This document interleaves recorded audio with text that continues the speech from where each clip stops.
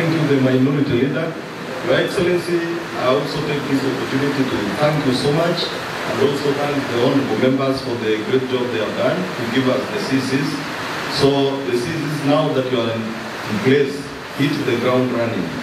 The many questions the honorable members have been going to Governor, barabara kwangu imeharibika, hii imefanyika. Now we have your place, the honorable members, travel these men and women to give us service.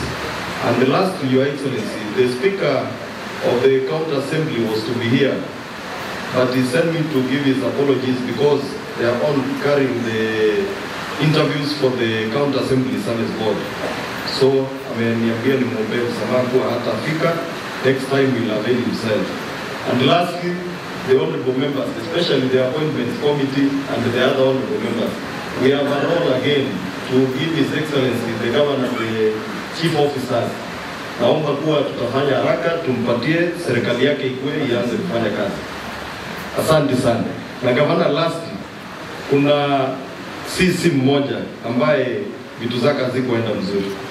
The honorable members waliuliza kuwa fair, upatie huyo CC kule alitoka na awe mwanamke. Hayo tu ndio waliniomba niombe. Asante, Mungu awabariki.